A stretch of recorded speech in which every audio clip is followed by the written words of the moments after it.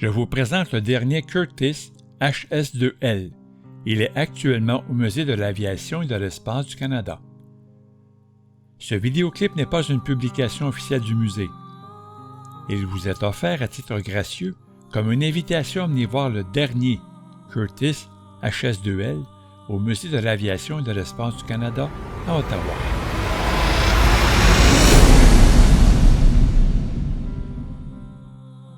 Fait intéressant.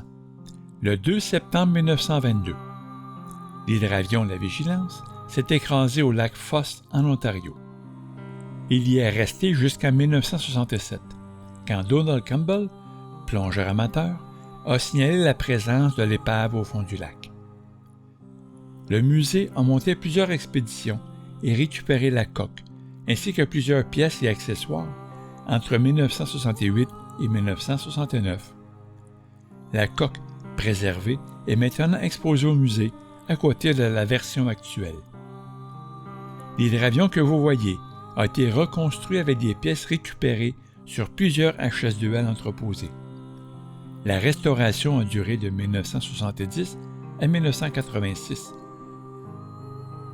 Pour la petite histoire, la Curtiss Aeroplane Company développe à la fin de 1916 le prototype de l'hydravion HS-1. Les États-Unis ayant récemment déclaré la guerre à l'Allemagne, 150 exemplaires du Curtiss HS-1 sont immédiatement commandés par la US Navy dans sa lutte aux sous-marins.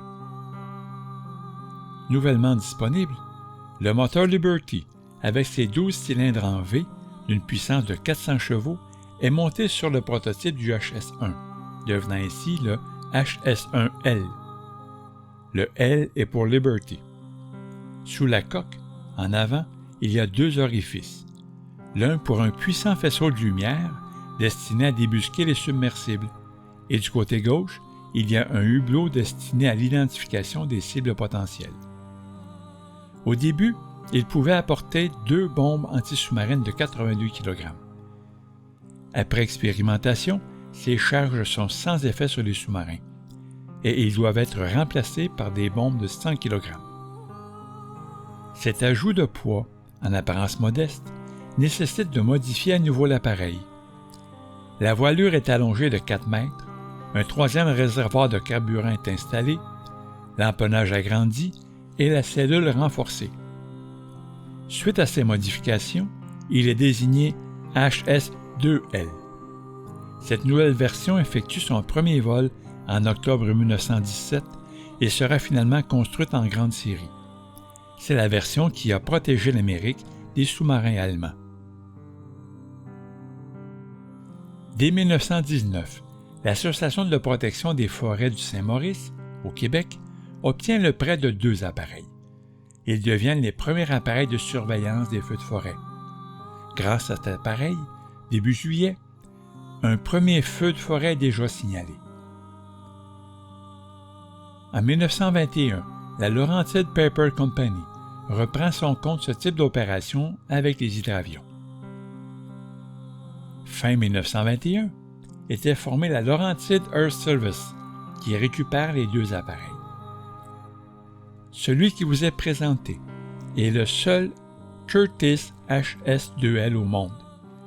Il est une reconstruction de l'hydravion La Vigilance. Informations techniques. Envergure 23 mètres, longueur 12 mètres, hauteur 6 mètres, poids à vide 2000 kg, poids maximum 3000 kg, vitesse de croisière 100 km/h, vitesse maximale 137 km/h, vitesse de montée 550 mètres par 10 minutes, plafond pratique 3000 mètres, autonomie 850 km. Moteur Liberty, 12 cylindres en V de 360 chevaux.